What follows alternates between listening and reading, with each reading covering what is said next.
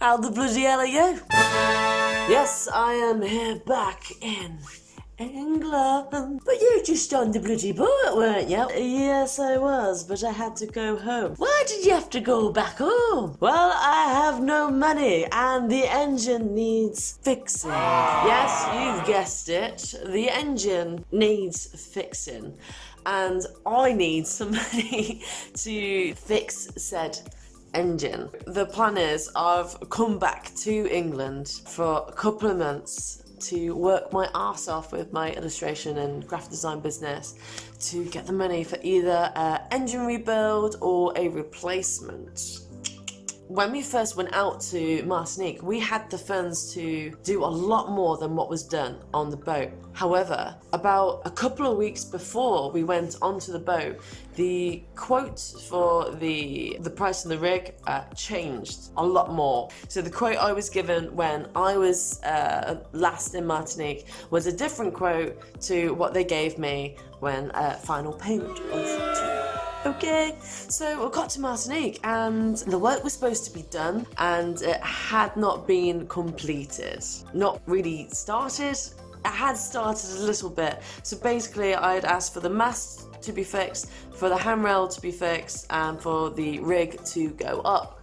I came back and they'd had removed half of the stanchions. They just removed the stanchions on port side. Lovely, lovely jubbly. So I had to pay for another month in Martinique at the marina, which was very expensive. Well, why didn't you anchor up? Well, the engine wasn't working, so that wasn't a option. Okay. So yeah, we had to pay to stay in Martinique for an extra month, and then just before we left, because we wanted the work to be finished, and it took so long for it to get finished. And just before we're going to leave, so in the first season, the turnbuckles for the rig, and they're the metal, people who don't know, they're the metal connectors that connects the rig to the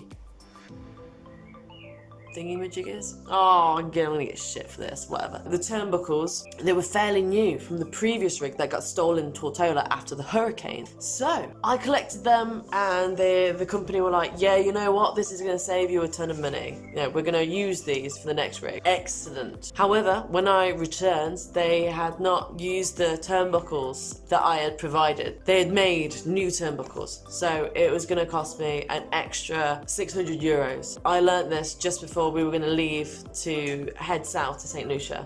I did not have that money and we were absolutely rinsed. We were absolutely rinsed. And it was really difficult. I came back for the season and I wanted to do so much. And there was no money in the kitty to do it. There were complaints.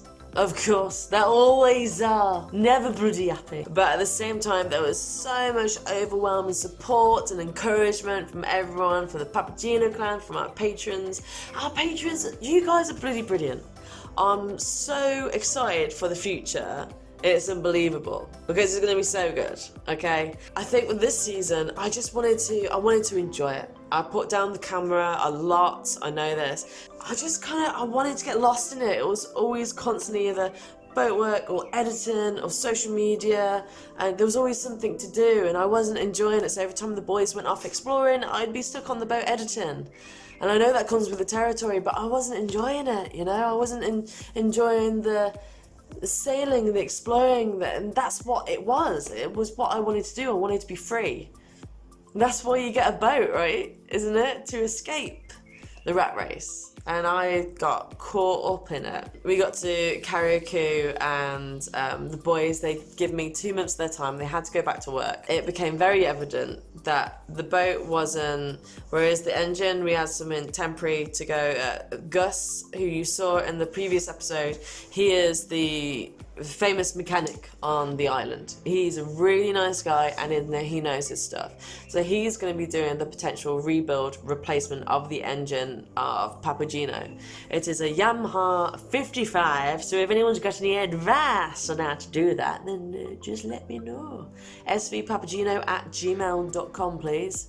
Do I get it rebuilt? Do I get a replacement? How do I get that replacement here? Not here, obviously. Carrick. I have not seen one post office.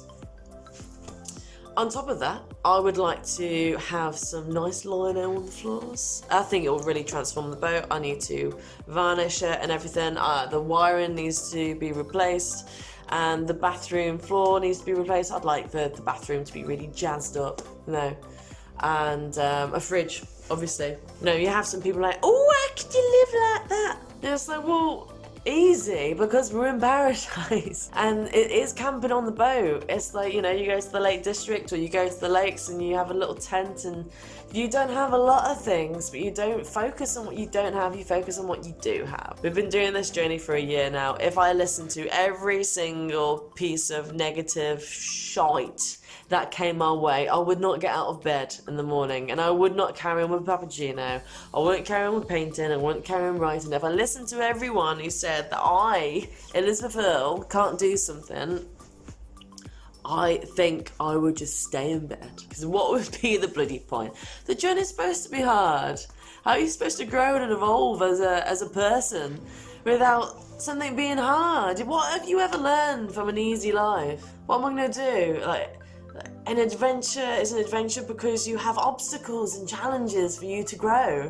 What, you come back from an epic journey and they're like, oh, how was it? Oh, it was really easy. What happened? Did this happen in the mountain? No, it was just a straight road all the way. Straight.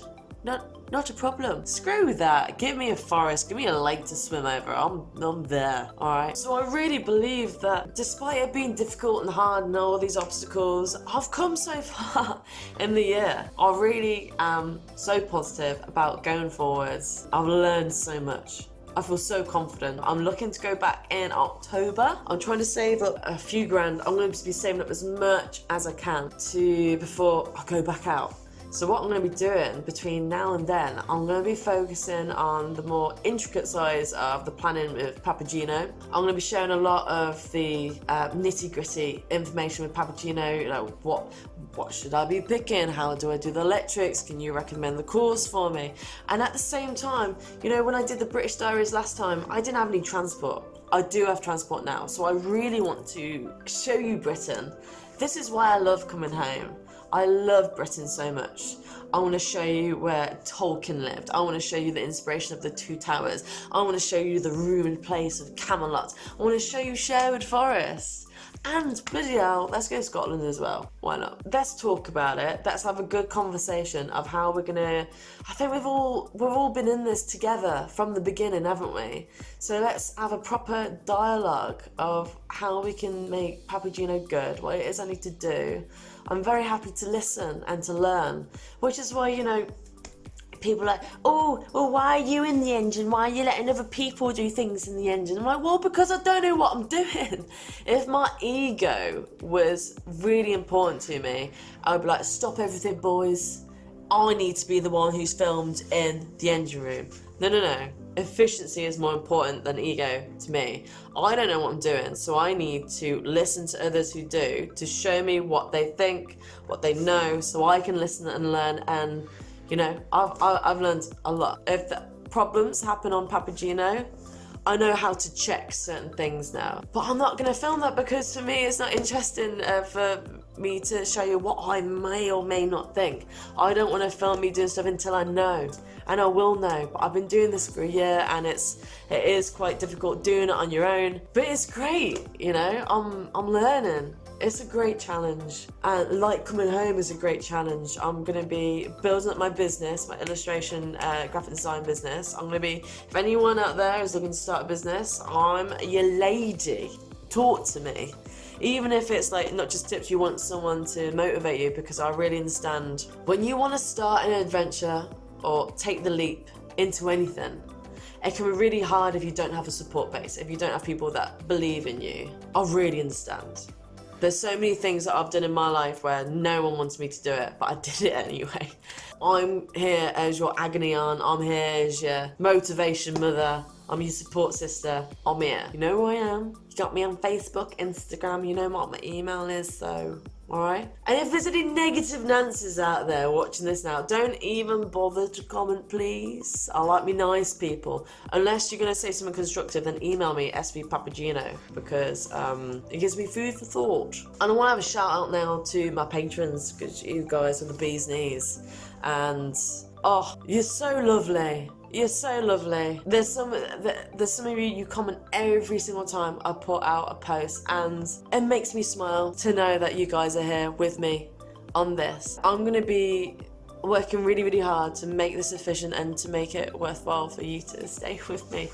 I don't know what I'd do without you guys, honestly. Like, coming back home, it's always a bit hard to explain this journey to your friends and family if they haven't done it already, if they don't understand boats or they don't know the history. You know, you're sitting at Sunday dinner and everyone's talking about that week at work, and no one wants to hear me talk about Papageno again. They just want me to sell the boat and be done with it. I'm not doing that. I talked to Brian the other day, which I'll be seeing him in Sweden pretty soon, and he was like, you just got to do it. You got to have a season of proper sailing. You've got to. You've come so far, and yeah, I have. So I'm gonna. I want to share with you a lot of stuff. I want to be traveling Britain with you and showing you some of the places I really, really love, and I want to be introducing you to some people who have started their own leaps, jumps, businesses. If any of you guys need inspiration, please comment below with your suggestions or what you want or what you want to see. I want to do a disclaimer now. There are many amazing sailing channels out there. The best one for me is, and always will be, SV Delos.